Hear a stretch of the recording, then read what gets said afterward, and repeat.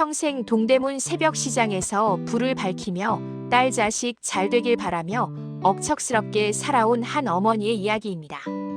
30년 넘게 지켜온 제삿날 봉투 하나 내밀며 조상을 모욕한 며느리에게 던진 서슬 퍼런 꾸짖음을 준비했습니다. 본격적인 이야기 시작 전 구독과 좋아요, 알림 설정 부탁드립니다. 여러분의 따뜻한 응원이 큰 힘이 됩니다. 그럼 가슴 뻥 뚫리는 사이다 사연 시작합니다. 모두가 잠든 새벽 2시 서울의 심장이라 불리는 동대문 시장의 불은 꺼질 줄을 모릅니다. 차가운 새벽 공기를 가르며 오토바이들이 바쁘게 오가고 거대한 짐 꾸러미를 짊어진 사람들의 거친 숨소리가 시장 골목을 가득 채울 때 저의 하루도 시작됩니다. 저는 이곳 동대문 한복판에서 30년 넘게 식당을 운영해 왔습니다. 사람들은 저를 그저 허름한 앞치마를 두르고 머리 수건을 쓴 식당 아줌마로 보겠지만 저는 이곳의 역사를 온몸으로 써내려온 산증인입니다. 처음 이곳에 발을 들였을 때는 남편을 갑작스럽게 떠나보낸 직후였습니다. 수중에 남은 돈은커녕 빚더미에 올라앉아 어린 아들과 딸을 데리고 막막한 앞날을 마주해야 했죠. 그때 저를 살린 것이 바로 이 시장 바닥이었습니다. 매일 같이 수백 명의 상인과 지게꾼들의 배를 채워주는 밥상을 차려내며 저는 슬퍼할 겨를도 없이 살았습니다. 뜨거운 뚝배기 열기에 얼굴은 발갛게 달아오르고 하루 종일 물에 젖어있는 발바닥은 짓물러서 걷기조차 힘들었지만 제 아이들이 배불리 먹고 공부할 수만 있다면 그 어떤 고통도 달게 받았습니다. 이곳 동대문 시장은 겉으로 보기엔 거칠고 투박해 보여도 그 속을 들여다보면 어마어마한 부의 흐름이 있는 곳입니다. 제 단골 들인 시장의 큰손들, 특히 생선가게 사장님들과 부대끼며 저는 장사의 이치를 배웠습니다. 비린내 나는 장화를 신고 수억 원대의 현금을 주무르는 그들과 어깨를 나란히 하며 저 또한 억척스럽게 돈을 모았습니다. 새벽 시장의 상인들은 저를 단순히 밥집 주인으로 보지 않았습니다. 제가 하루에 만지는 현금이 얼마인지, 그리고 그 돈을 허투루 쓰지 않고 얼마나 단단하게 불려왔는지 잘 알기 때문입니다.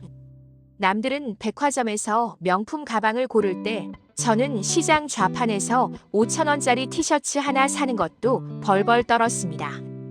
하지만 자식 교육비만큼은 단 한 번도 아낀 적이 없었습니다. 아들 녀석 장가 보낼 때 강남의 번듯한 아파트 한 채를 현금으로 떡하니 해줄 수 있었던 건 제가 30년 동안 새벽 이슬 맞으며 끓여낸 수만 그릇의 국밥과 생선 조림이 만든 기적이었습니다. 시장 생리 좀 아는 분들은 제 앞치마 주머니에 꽂힌 펜 한 자루가 수십억 대의 자산을 관리하는 도구라는 걸 압니다. 제 손마디는 이제 울퉁불퉁 굵어졌고 손등은 겨울바람과 뜨거운 김에 노출되어 거북이 등껍질처럼 딱딱해졌습니다. 손발톱은 항상 물에 불어 하얗게 변해 있지만 저는 이 못생긴 손이 세상에서 가장 아름답다고 생각하며 살았습니다. 이 손으로 아들을 대기업 팀장으로 만들었고 딸을 반듯한 교사로 키워냈으니까요. 동대문 상인들이 저를 보며 사모님은 재벌집 마님보다 훨씬 훌륭해. 이 험한 바닥에서 자식들 저렇게 잘 키워낸 게 어디 보통 일이야 라고 치켜 세워줄 때면 그간의 고단함은 눈 녹듯 사라졌습니다. 저는 시장에서 파는 싱싱한 생선들처럼 늘 펄떡이는 삶을 살아왔습니다. 비록 몸에서는 늘 구수한 청국장 냄새와 비릿한 생선 내음이 가시지 않았지만 그 냄새는 저에게 훈장과도 같았습니다. 정직하게 땀 흘려 번 돈으로 내 자식들 기펴게 해줄 수 있다는 사실이 저를 살게 하는 원동력이었습니다. 제 인생의 가장 큰 자부심은 바로 그 굳은 살 박인 손으로 일궈낸 내 아이들의 밝은 미래였습니다. 적어도 며느리가 그 봉투를 내밀기 전까지는 저는 제가 세상에서 가장 성공한 부모인 줄로만 알았습니다. 이 바닥에서 살아남으려면 독해져야 했고 남의 눈치 보지 않는 뚝심이 있어야 했습니다. 시장 식당 구석에서 쪼그려 앉아 밥을 먹으면서도 내 자식들만큼은 화려한 식탁에서 대접받으며 살길 바랐습니다. 그렇게 저는 30년을 쉬지 않고 달렸습니다. 동대문의 불이 꺼지지 않듯 제 인생의 열정도 꺼지지 않을 거라 믿었습니다. 하지만 그 뜨거웠던 모성애가 가장 믿었던 자식들에게 어떻게 배신당하게 될지는 꿈에도 모른 채 저는 그날도 새벽 시장의 활기 속에서 행복한 꿈을 꾸고 있었습니다. 동대문 새벽 시장에서 30년 넘게 밥집을 하며 제가 얻은 별명은 철인이었습니다. 남편도 없이 그 험한 시장 바닥에서 아들 하나, 딸 하나를 번듯하게 키워냈으니 그럴만도 했지요. 저는 제 인생에서 가장 잘한 일이 뭐냐고 묻는다면 망설임 없이 우리 정훈이와 서연이를 키워낸 것이라 답해왔습니다. 시장 사람들 틈바구니에서 자랐어도 아이들은 기죽지 않고 참 곱게도 자라주었습니다. 아들은 공부를 곧잘 하더니 이름만 대면 다 아는 대기업의 팀장이 되었고 딸은 심성이 고와 아이들을 가르치는 반듯한 교사가 되었습니다. 그 시절 제 삶의 목표는 단 하나였습니다. 내 자식들만큼은 시장 바닥의 거친 소리를 듣지 않게 하겠다. 내 손이 닳아 없어지는 한이 있어도 아이들 앞길은 비단길로 깔아주겠다. 그 결심 하나로 새벽 이슬을 맞으며 뚝배기를 날랐습니다. 아들이 대학에 합격하던 날 저는 시장 생선가게 사장님들에게 골든벨이라도 울리듯 국밥을 돌렸습니다. 동대문의 큰손들도 저를 보며 식당 아줌마가 아니라 재벌 사모님보다 자식 농사 잘 지었네. 우리 애들은 시장 일 배우겠다고 난리인데 사모님은 참 복도 많아라며 입을 모아 부러워했습니다. 그럴 때면 가슴이 벅차올라 그간의 고단함이 눈 녹듯 사라지곤 했습니다.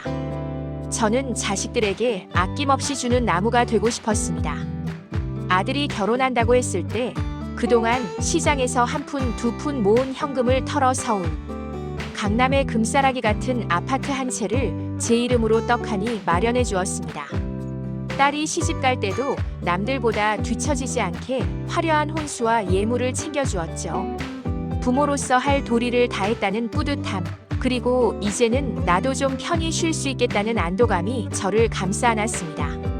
하지만 그것이 비극의 시작인 줄은 꿈에도 몰랐습니다.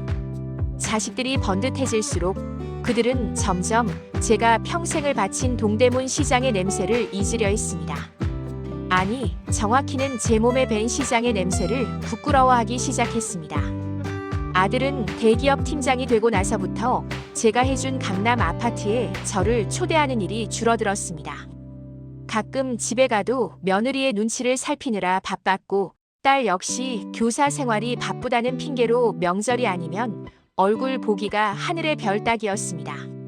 제가 시장에서 번 돈은 그들의 삶을 화려하게 장식하는 보석이 되었지만 그 돈을 벌어온 제 투박한 손은 그들의 품위 있는 거실에 어울리지 않는 낡은 가구 취급을 받았습니다.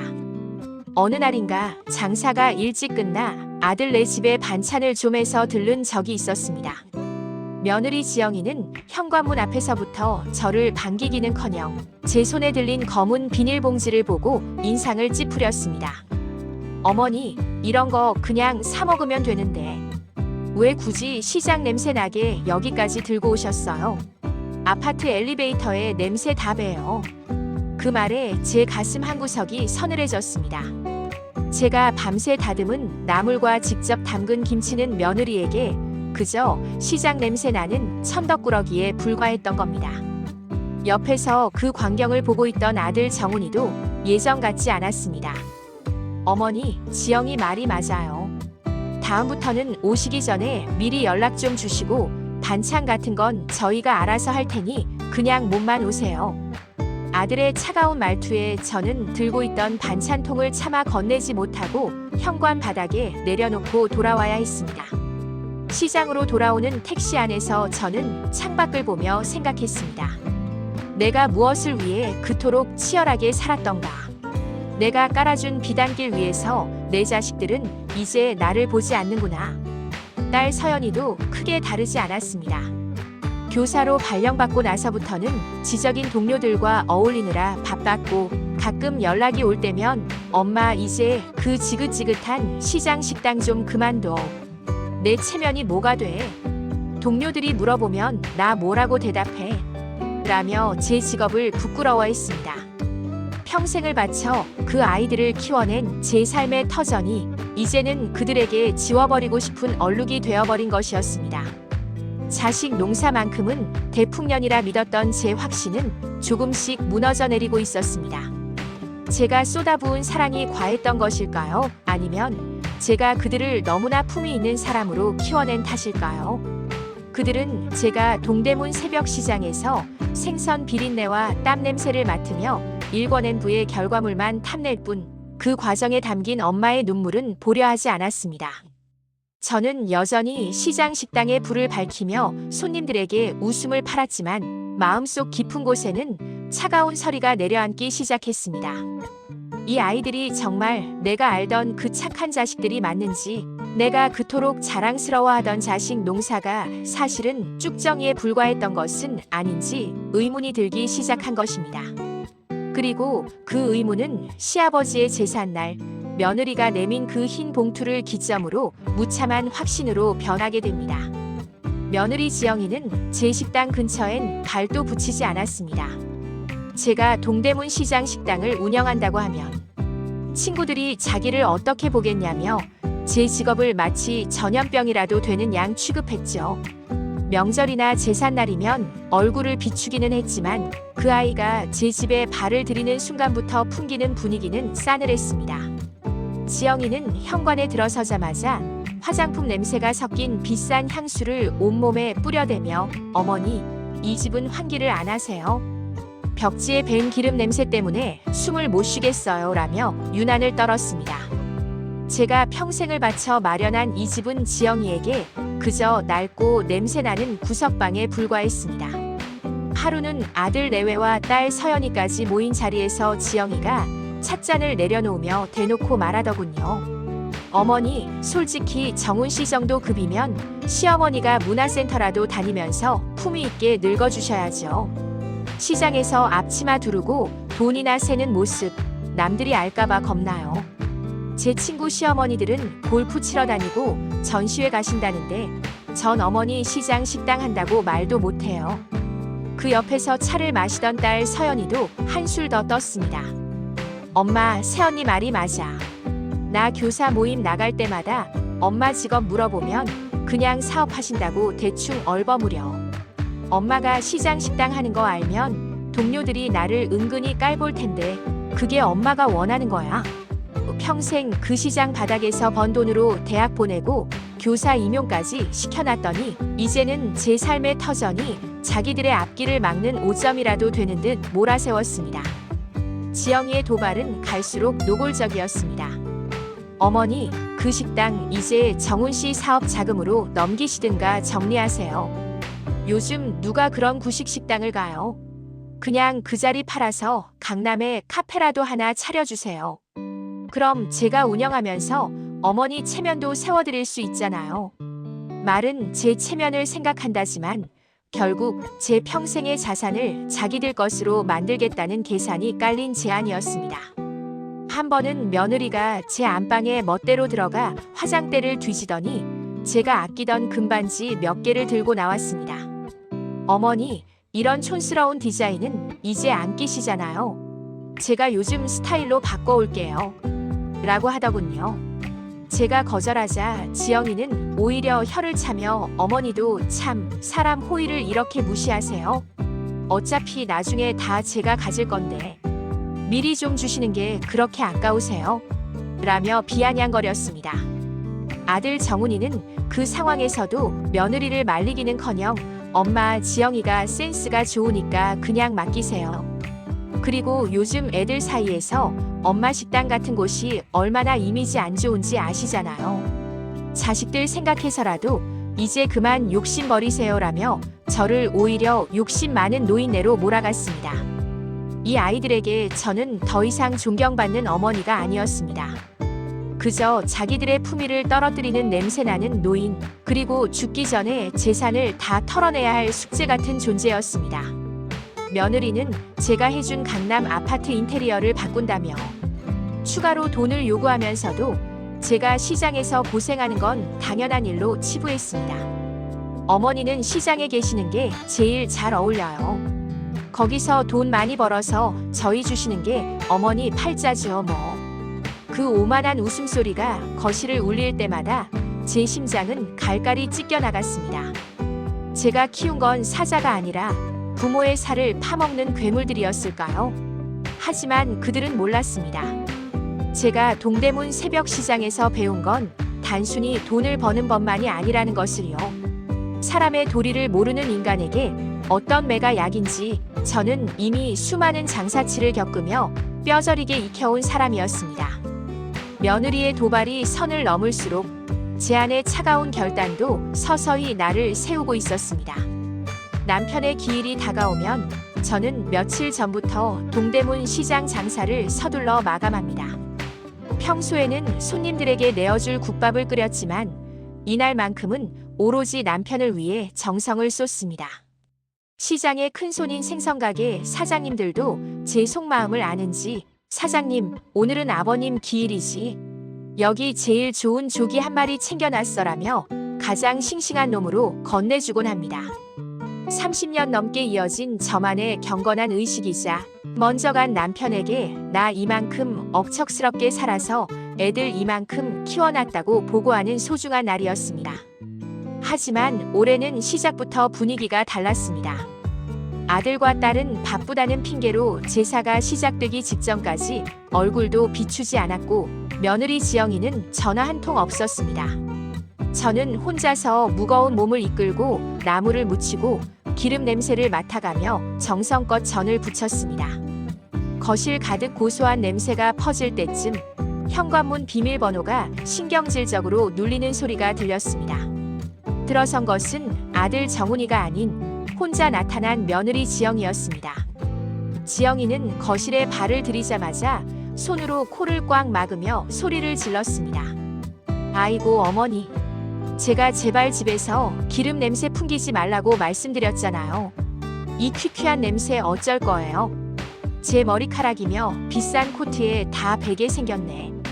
며느리는 인사도 생략한 채 거실 창문을 활짝 열어 젖혔습니다. 차가운 겨울바람이 들어오며 정성껏 준비한 음식들이 식어갔지만 지영이는 아랑곳하지 않고 소파에 털썩 주저앉았습니다.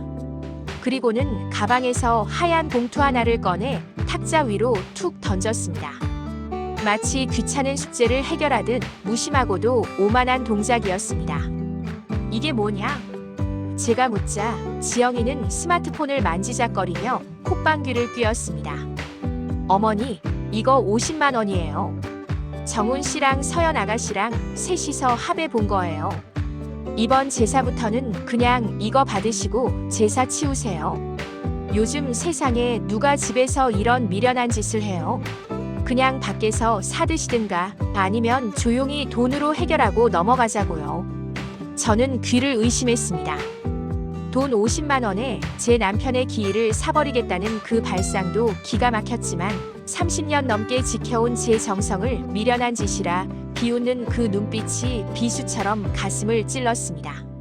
지영아, 제사가 단순히 밥 한 끼 먹는 자리가 아니잖니. 내 시아버지가 내 남편을 얼마나 애지중지 키웠는데 1년에 딱 한 번 그 마음 기리자는 게 그렇게나 귀찮은 일이냐? 제 간곡한 말에도 며느리는 오히려 눈을 치켜뜨며 목소리를 높였습니다. 어머니, 그런 게 다 구시대적인 고집이라는 거예요. 정훈 씨도 회사 일이 얼마나 바쁜데 이런 의미 없는 일 때문에 주말까지 반납해야 해요.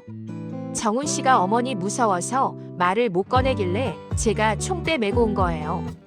자, 이거 제사 퇴직금이라고 생각하세요. 50만 원이면 어머니 시장 식당에서 며칠을 고생해야 버는 돈인데 제가 넉넉히 챙겨드린 거잖아요. 이제 그만 욕심 버리시고 세련되게 사세요. 조상님이 밥 먹여줘요. 돈이 밥 먹여주지. 며느리의 입에서 나온 제사 퇴직금이라는 말에 제 눈앞이 캄캄해졌습니다. 조상을 모시는 일을 직장 생활처럼 돈 주고 끝낼 수 있다고 믿는 그 천박함에 할 말을 잃었습니다. 지영이는 제가 아무 말이 없자 제가 자기 돈에 설득된 줄 알았는지 한술 더 떴습니다. 어차피 아버님 영정 사진 앞에 엎드려봤자 남는 게 뭐 있어요. 차라리 그 시간에 피부과나 다니세요. 아, 그리고 이번 명절에도 저희 찾지 마세요. 시댁 제사에 명절까지 챙기다간 저 스트레스로 쓰러져요. 우리 정훈 씨랑 서연이도 이미 다 예약해놨으니까요. 지영이는 영정 사진 속 남편을 힐끗 보더니 아버님도 아마 하늘에서 제 말 듣고 박수 치실걸요. 며느리 고생 안 시키는 게 아버님 뜻일 테니까요라며 비아냥거렸습니다. 제 가슴 속에서는 이제껏 느껴본 적 없는 뜨거운 분노가 용암처럼 치밀어 올랐습니다. 아들과 딸이 정말 이 파렴치한 생각에 동조했다는 사실에 배신감이 온몸을 휘감았습니다. 내가 동대문 새벽 시장에서 생선 비린내 맡아가며 키운 결말이 고작 이런 것이었나? 내 인생이 돈 50만 원에 퇴출당해야 하는 낡은 유산에 불과했나 하는 생각에 비참함이 극에 달했습니다. 며느리는 제 표정이 흑빛으로 변하는 것을 보고도 눈 하나 깜빡하지 않았습니다. 오히려 탁자 위에 돈 봉투를 제 손가락 끝에 닿게끔 툭 밀어 넣으며 어서 받으라는 듯 채근했습니다. 어머니, 돈 앞에서는 장사 없다고 하잖아요. 괜히 자존심 세우다가 이 돈도 못 받지 마시고 얼른 챙기세요. 이 돈이면 어머니 좋아하는 그 트로트 가수 콘서트도 가고 친구들이랑 맛있는 것도 사 드실 수 있잖아요. 그게 훨씬 생산적이고 좋은 일 아니겠어요? 비아냥거리는 그 얇은 입술과 저를 무시하는 그 오만한 눈빛. 저는 떨리는 손으로 그 봉투를 꽉 쥐었습니다. 그리고 고개를 들어 지영이의 눈을 똑바로 쳐다보았습니다. 30년 넘게 억척스럽게 살아온 동대문 식당 주인의 삶이 이제는 분노의 불꽃이 되어 타오르기 시작했습니다. 며느리 지영이가 내민 그 차가운 돈 봉투보다 저를 더 처참하게 만든 것은 그 봉투 뒤에 숨어있는 제 자식들의 얼굴이었습니다. 저는 떨리는 손으로 전화기를 들었습니다.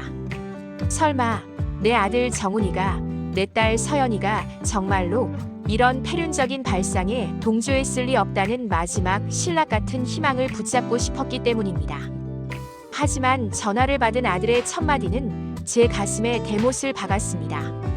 어머니, 지영이한테 봉투 받으셨어요?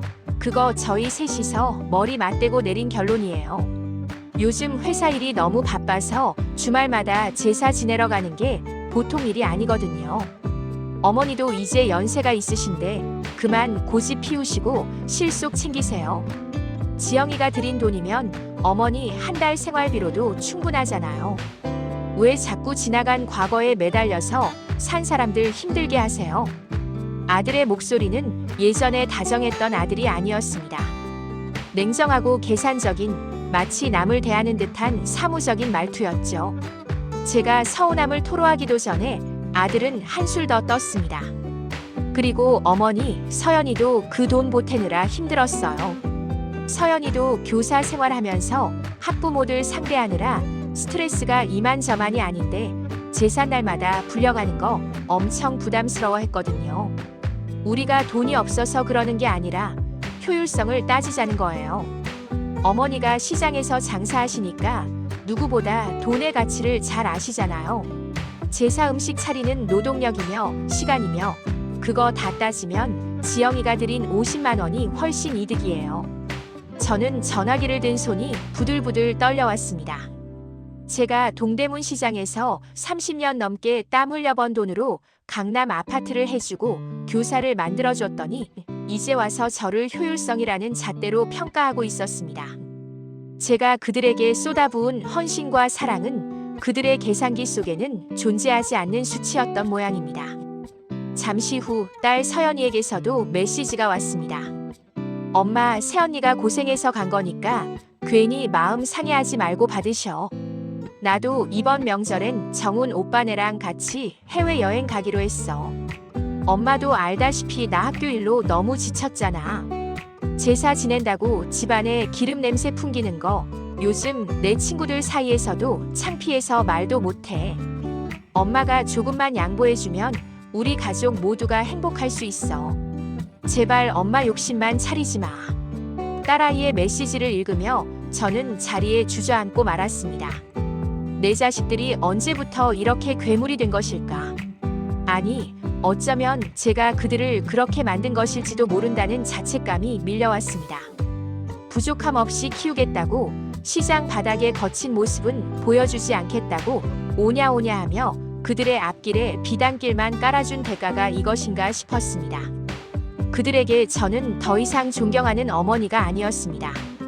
그저 자기들의 화려한 삶에 어울리지 않는 냄새나고 고집센 시장 식당 노인일 뿐이었습니다.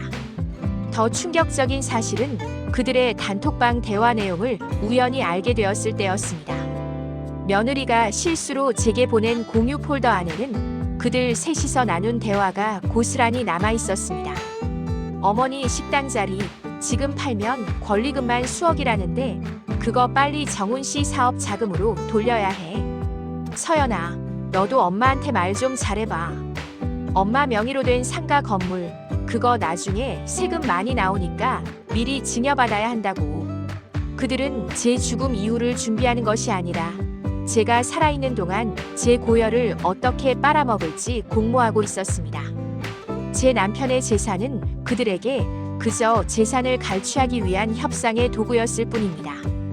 며느리는 어머니가 제사 고집 피우는 건 결국 자기 권위 세우려는 거니까 돈으로 입 막으면 조용해질 거야 라고 비웃었고, 제 자식들은 그 말에 새언니가 역시 똑똑해라며 맞장구를 치고 있었습니다. 동대문 시장의 찬 바람 속에서 저는 인생의 허무함을 느꼈습니다. 제가 끓여낸 수만 그릇의 국밥과 생선 조림이 결국 이런 독이 되어 돌아올 줄은 몰랐습니다. 시장 생선가게 사장님들이 자식 농사 잘 지었다고 칭찬할 때마다 지었던 제 웃음이 얼마나 어리석은 것이었는지 뼈저리게 느껴졌습니다. 하지만 그들은 한 가지를 간과하고 있었습니다. 제가 누구입니까? 동대문 새벽 시장의 거친 상인들 사이에서 욕쟁이 할머니 소리를 들어가며 30년을 버틴 여자입니다. 산전수전 공중전까지 다 겪으며 사람 속내 꿰뚫어 보는 법을 배운 시장의 여전사였습니다. 자식이라는 이름으로, 사랑이라는 이름으로 제 영혼을 갉아먹는 이 괴물들을 저는 더 이상 내 자식으로 인정할 수 없었습니다. 제 가슴 속의 슬픔은 차가운 얼음처럼 굳어갔고 그 빈자리에는 서슬 퍼런 결단이 들어찼습니다. 며느리가 던진 그 50만 원의 봉투를 보며 저는 인생의 마지막 장사를 시작하기로 했습니다. 이번에는 돈을 버는 장사가 아니라 사람의 도리를 가르치는 장사입니다. 제 자식들이 그토록 사랑하는 돈과 효율성으로 그들이 평생 잊지 못할 참교육을 선사해주겠노라 다짐하며 저는 안방 깊숙이 넣어두었던 금고 열쇠를 꺼냈습니다. 며느리 지영이가 던진 그 50만 원의 봉투는 시작에 불과했습니다. 제사의 도리를 돈으로 사버리겠다는 그들의 천박함 뒤에는 제가 평생 동대문 시장 바닥에서 피땀 흘려 일궈온 전 재산을 통째로 삼키려는 거대한 탐욕이 도사리고 있었습니다. 제사가 끝나기도 전 아직 남편의 영정 사진 앞에 향이 타오르고 있는데도 지영이는 제 눈치를 살피기는커녕 오히려 거실 한가운데를 차지하고 앉아 본격적으로 본색을 드러냈습니다. 어머니, 아까 드린 봉투는 제 마음이고요. 이제 진짜 중요한 이야기를 좀 하죠. 정훈 씨가 이번에 사업 확장하는 거 아시죠? 그런데 자금이 좀 모자라대요. 어머니가 지금 사시는 이 집 강남 초입이라 땅값이 어마어마하잖아요. 이거 팔면 정훈 씨 사업도 살리고 어머니도 더 편한 곳으로 모실 수 있는데 왜 자꾸 미련하게 이 낡은 아파트에 매달려 계세요? 며느리의 입에서 나온 말은 가히 충격적이었습니다. 제가 아들 장가 보낼 때 강남에 아파트를 해줬음에도 불구하고 이제는 제가 노후를 보내고 있는 이 집마저 팔아서 자기들 입에 넣어달라는 것이었습니다. 제가 아무 대답 없이 남편의 영정 사진만 바라보자 지영이는 제 손을 잡는 척하며 더욱 가증스러운 목소리로 속삭였습니다. 어머니, 요즘은 부모가 살아있을 때 재산을 다 물려줘야 자식들이 효도를 한대요. 죽고 나서 주면 세금만 왕창 떼이고 무슨 소용이에요. 그리고 어머니가 동대문 시장에서 운영하시는 그 식당 자리 말이에요. 거기도 권리금이 수억이라면서요. 시장 상인들이 그러는데 어머니가 그 일대 건물의 실소유주라는 소문도 있더라고요. 그 건물 이제 서연 아가씨랑 정훈 씨 이름으로 증여 처리하시는 게 어때요? 며느리의 말은 마치 미리 짜놓은 각본처럼 거침이 없었습니다. 그 얄미운 입술이 움직일 때마다 제가 동대문 새벽 시장에서 생선 비린내를 맡으며 보냈던 고단한 세월이 조각조각 부서지는 기분이었습니다. 제가 고개를 저으며 이 집과 식당은 내 마지막 자존심이고 노후 자금이다라고 선을 긋자 지영이는 순식간에 얼굴색을 바꾸며 목소리를 높였습니다. 어머니, 정말 너무하시네요.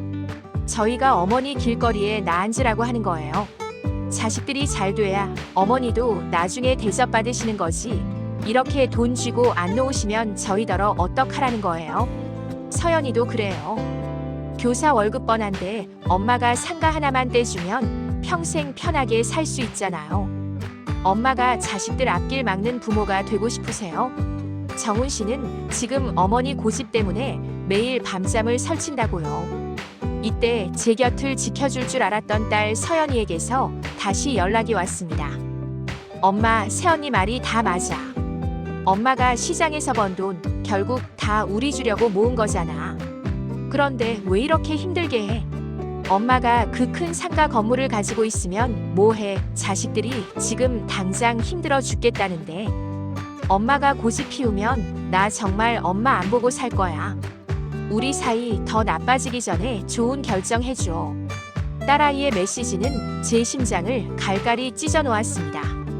제가 그 시장 바닥에서 욕쟁이 할머니 소리를 들어가며 그 아이들을 키워낸 대가가 결국 재산 강요와 절연 협박이라니요. 그들에게 저는 어머니가 아니라 죽기 전에 빨리 다 털어내야 할 노다지에 불과했습니다.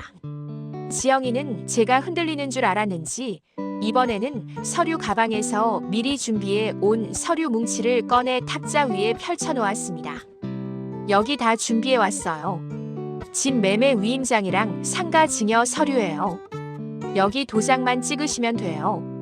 그럼 저희가 실버타운 최고급으로 알아봐 드릴게요.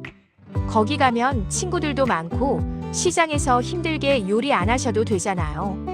그게 서로 윈윈 아니겠어요? 어머니 좋게 생각하세요. 아들 사업 망하고 딸이랑 애 상하면서 이 집 지켜서 뭐 하시게요? 며느리는 비아냥거리는 웃음을 띠며 제 인감 도장의 행방을 묻기 시작했습니다. 그 눈빛은 굶주린 늑대가 먹잇감을 노리는 것처럼 탐욕스럽고 번들거렸습니다. 남편의 제삿날, 남편의 영정사진 앞에서 자식과 며느리는 제 생사를 발라먹으려 달려들고 있었습니다. 30년 동안 동대문 시장의 거친 바람을 견뎌온 저였지만 자식들의 이잔인한 공격에는 숨이 턱 막혀왔습니다. 하지만 그들은 한 가지를 잊고 있었습니다. 제가 그 험한 동대문 바닥에서 단순히 밥만 팔아온 여자가 아니라는 사실을요. 저는 시장 사람들의 뒤통수를 치는 사기꾼부터 돈 앞에 부모 형제도 모르는 무례한들까지 수없이 겪으며 살아남은 사람입니다. 며느리와 자식들이 짜놓은 이 비열한 덫을 보며 제 안의 슬픔은 차가운 얼음처럼 굳어 명확한 살기가 되었습니다. 그래, 너희 뜻이 정 그렇다면 나도 나만의 방식을 택해야겠구나. 저는 나지막하게 읊조렸습니다. 며느리는 제가 항복하는 줄 알고 회심의 미소를 지었지만 그것이 자기 인생을 송두리째 무너뜨릴 지옥의 서막이라는 것을 그녀는 꿈에도 몰랐을 것입니다. 저는 떨리는 손으로 서류를 집어들었습니다. 하지만 제가 한 행동은 도장을 찍는 것이 아니었습니다. 30년 동대문 시장의 자존심을 걸고 저는 인생의 마지막이자 가장 위대한 청산을 준비하기 시작했습니다. 며느리 지영이가 내민 그 뻔뻔한 증여 서류들과 위임장 뭉치를 물끄러미 바라보았습니다. 제 눈앞에서 탐욕스럽게 웃고 있는 며느리, 그리고 전화기 너머에서 제 재산을 한낱 전리품처럼 취급하던 아들과 딸의 목소리가 귓가에 맴돌았습니다. 가슴이 찢어지는 고통은 어느덧 지나가고 제 안에는 동대문 새벽 시장의 칼바람보다 더 차갑고 예리한 이성만이 남았습니다. 저는 30년 넘게 시장 바닥에서 잔뼈가 굵은 사람입니다. 속이 빤히 보이는 장사치들의 수작을 수만 번도 더 겪어온 제가 정작 제 배 아파 낳은 자식들의 수작에 넘어가 줄 알았나 봅니다. 저는 조용히 자리에서 일어나 안방으로 향했습니다. 지영이는 제가 인감 도장을 가지러 가는 줄 알고 벌써부터 입가에 번지는 미소를 숨기지 못하더군요. 하지만 제가 들고 나온 것은 낡은 가죽 가방 하나와 묵직한 서류철이었습니다. 거실 탁자 위에 그것을 내려놓자 둔탁한 소리가 울려 퍼졌습니다. 저는 며느리가 내민 50만 원짜리 봉투를 집어들어 다시 그녀의 손에 쥐어주었습니다. 지영아, 내 말이 맞다. 시대가 변했지. 돈 50만 원이면 내 시아버지 제사도 이 늙은이 정성도 다 살 수 있는 세상 아니겠니? 그런데 말이다. 시장 바닥에서 30년을 버틴 나 같은 사람이 그 정도 돈 계산도 못하고 살았을 것 같으냐? 너희는 내가 그저 국밥이나 팔아서 강남 아파트 해준 줄 알았겠지. 하지만 시장 사람들은 안다. 내가 이 구역의 진짜 실세라는 걸 말이다. 내 남편 정훈이에게 해준 아파트는 내가 가진 것 중 가장 작은 조각일 뿐이야. 제 목소리는 낮고 차분했지만 그 속에는 서늘한 기운이 서려 있었습니다. 지영이는 영문도 모른 채 눈을 깜빡거리며 물었습니다. 어머니, 그게 무슨 말씀이세요? 좋은 게 좋은 거라고 이제 도장 찍으시고 편하게 사셔야죠. 저는 대답 대신 서류철을 펼쳐 그 아이의 눈앞에 보여주었습니다. 그것은 제가 30년 동안 동대문 시장에서 식당을 운영하며 그리고 시장의 정보통인 생선가게 사장님들과 교류하며 하나씩 사모았던 일대 상가 건물들의 등기부 등본들이었습니다. 나는 오늘 이 제삿날 너희에게 이 상가 건물들과 내 모든 재산을 물려주려고 변호사까지 불러서 서류를 준비해 놨었단다. 효도는 바라지도 않았어. 그저 사람의 도리, 자식의 도리만 지키면 이 수십억 대의 자산이 전부 너희 것이었지. 그런데 너희는 내 정성을 50만 원에 팔아치우고 나를 냄새나는 노인네 취급하며 실버타운으로 내쫓으려 했구나. 그래, 너희가 그토록 좋아하는 효율성과 돈의 가치를 내가 오늘 똑똑히 가르쳐주마. 지영이의 눈이 휘둥그레졌습니다. 그녀가 요구했던 집 한 채보다 훨씬 거대한 자산의 실체를 확인하자 탐욕으로 번들거리던 눈동자가 경악과 후회로 흔들리기 시작했습니다. 하지만 제 결단은 이미 내려진 뒤였습니다. 변호사님, 지난번에 작성했던 유언장과 증여계획, 지금 당장 전부 폐기해주세요. 이제부터 제 모든 자산은 오직 저 자신만을 위해 쓸 겁니다. 아들 정훈이와 딸 서연이에게는 단 한 푼의 유산도 단 1평의 땅도 상속하지 않겠습니다. 지영이는 미친 사람처럼 소리를 지르며 달려들었습니다. 어머니, 미쳤어요? 그게 어떤 돈인데 그걸 다 쓰시겠다는 거예요? 우리 정훈 씨 사업은 어쩌고 서연이 앞날은 어쩌고요. 저는 차가운 눈빛으로 그녀를 밀쳐내며 말했습니다. 사업, 도리도 모르는 놈이 하는 사업이 잘 될 리 있겠니? 너희는 이미 50만 원에 너희의 미래를 다 팔아버린 거야. 나는 이제 이 돈으로 내가 가보고 싶었던 전 세계를 여행하고 사고 싶었던 것들 다 사면서 내 남은 인생을 화려하게 보낼 거다. 너희가 그토록 부끄러워하던 내 시장 냄새나는 돈이 어떻게 너희를 비껴가서 화려하게 쓰이는지 똑똑히 지켜보렴. 저는 곧이어 아들과 딸에게 스피커폰으로 전화를 걸었습니다. 정훈아, 서연아, 너희가 그토록 원하던 효율적인 결정을 내렸다. 너희는 이제부터 내 자식이 아니다. 내가 이미 해준 아파트와 혼수, 그것이 너희가 나에게서 받아낼 마지막 재산이다.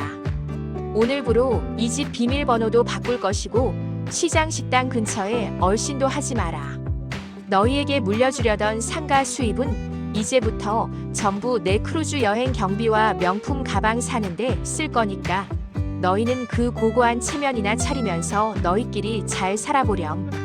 전화기 너머에서 아들과 딸의 당황한 비명이 터져 나왔지만 저는 미련 없이 전화를 끊었습니다.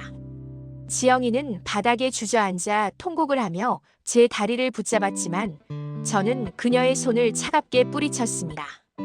30년 동대문 시장의 거친 바람을 견뎌온 저의 결단은 단단한 바위 같았습니다.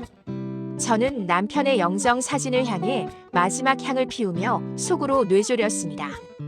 여보, 나 잘했지. 자식들한테 다 퍼주고 뒷방 늙은이로 늙느니 내 청춘 바쳐번 돈 내 손으로 다 쓰고 가는 게 맞지? 나 이제 진짜 나를 위해서 살 거야. 거실에는 오직 며느리의 비참한 울음소리만이 가득했습니다. 하지만 제 마음은 그 어느 때보다 평온하고 맑았습니다. 이제야 비로소 제가 짊어졌던 무거운 짐을 내려놓은 기분이었습니다. 자식이라는 이름의 족쇄에서 벗어나 오직 나 자신으로 살아가기 위한 서늘하고도 위대한 결단이었습니다.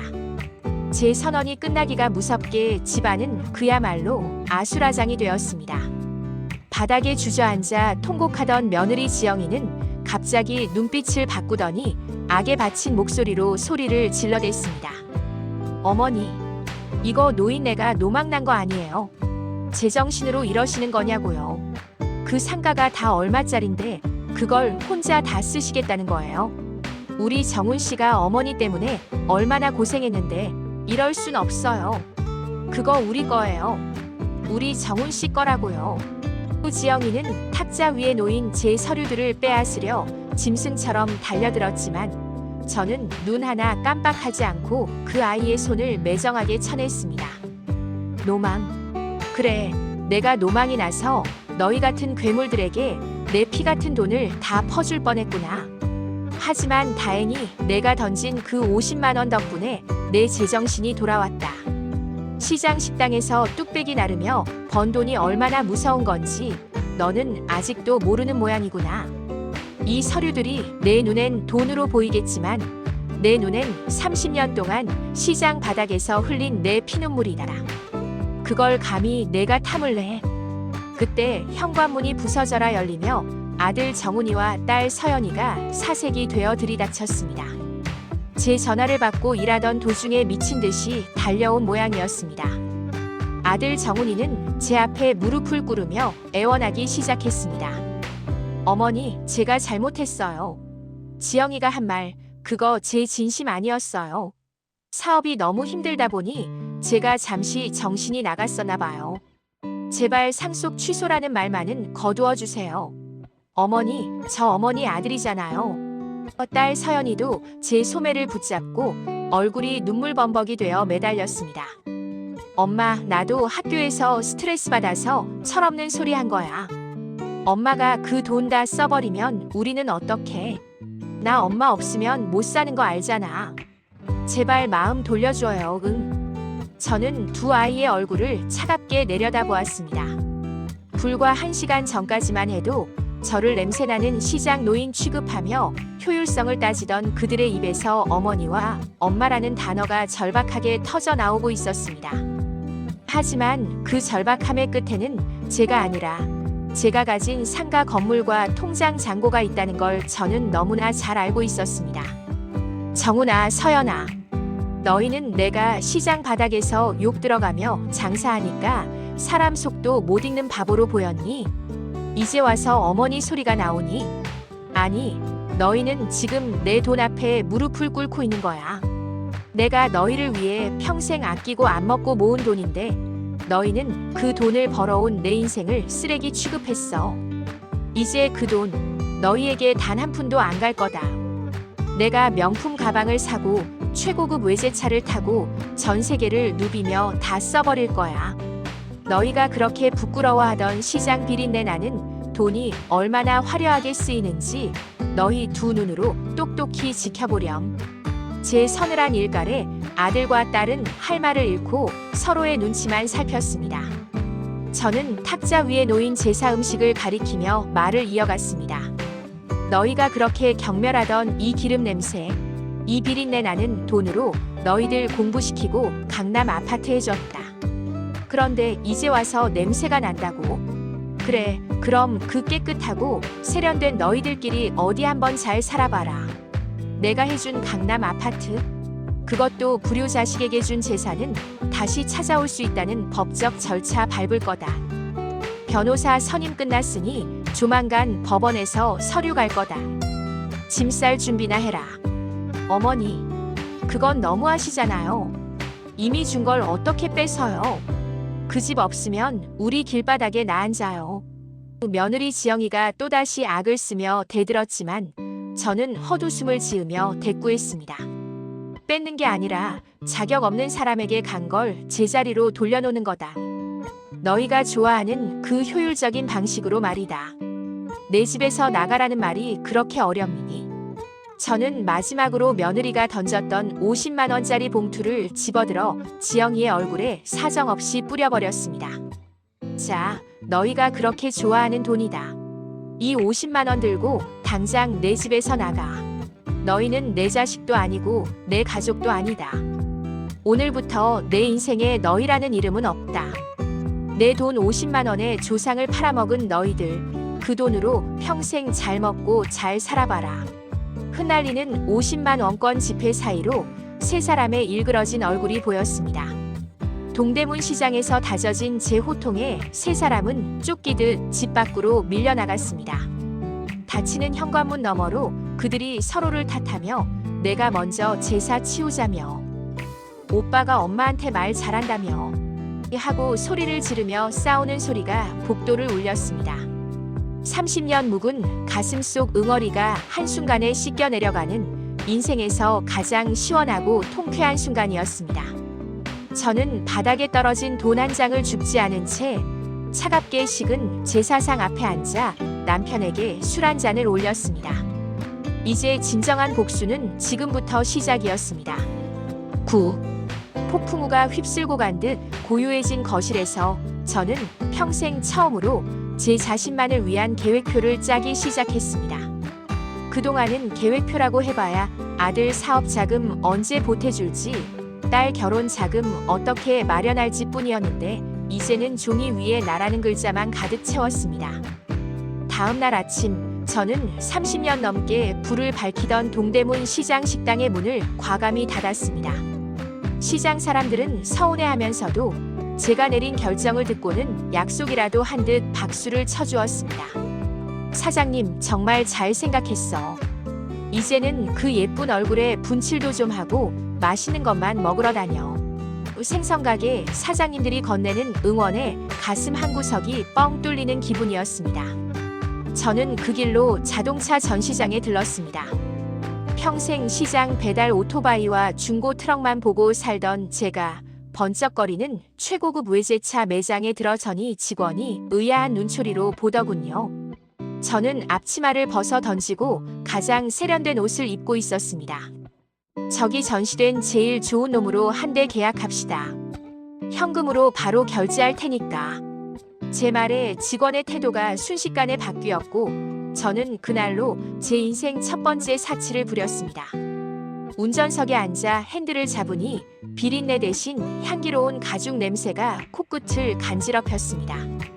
아들 녀석에게 강남 아파트를 현금으로 해줄 때는 느껴보지 못한 오직 나를 위한 성취감이었습니다. 그뿐만이 아니었습니다. 저는 평생 가보고 싶었지만 자식들 공부시킨다고 포기했던 전 세계 크루즈 여행 티켓을 끊었습니다. 자식들에게 물려주려던 상가에서 나오는 월세는 이제 매달 제 통장으로 꽂혀 제 화려한 노후를 책임지는 든든한 용돈이 되었습니다. 저는 이제 새벽 2시에 일어나 뚝배기를 닦는 대신 고급 호텔 조식을 먹으며 창밖의 바다를 감상합니다. 비린내 밴 손마디에는 제가 사고 싶었던 보석 반지가 반짝이고 거친 손등 위에는 부드러운 명품 가방이 들려 있습니다. 자식들은 여전히 제 집 앞을 서성입니다. 아파트를 되찾겠다는 소송 서류를 받은 아들은 얼굴이 반쪽이 되어 매달리고 딸은 엄마 내가 잘못했어. 한 번만 용서해줘라며 매일같이 메시지를 보냅니다. 하지만 저는 그들의 연락을 모두 차단했습니다. 며느리 지영이는 제가 외제차를 타고 시장 식당 앞을 지나가는 모습을 보고는 넋이 나간 표정으로 서 있더군요. 그토록 무시하던 시장 냄새나는 돈이 자신들이 아닌 오직 저를 위해 화려하게 쓰이는 것을 지켜보며 그들은 매일같이 피눈물을 흘리고 있을 겁니다. 여러분, 자식에게 모든 것을 다 내어주고 뒷방 늙은이로 늙어가는 것이 결코 부모의 미덕이 아닙니다. 자식이 부모의 희생을 당연하게 여기고 도리를 저버린다면 그들이 가장 사랑하는 돈으로 그 죄를 깨닫게 해주는 것이 진정한 가르침입니다. 저는 이제야 비로소 제가 일궈낸 결실을 오롯이 누리며 진정한 행복이 무엇인지 배우고 있습니다. 자식의 효도에 목매지 마십시오. 여러분이 가진 것을 여러분 자신을 위해 쓰며 당당하게 사십시오. 남편의 영정 사진 앞에서 저는 이제 술 대신 향긋한 차 한 잔을 올립니다. 여보, 나 이제야 진짜 내 인생을 살고 있어.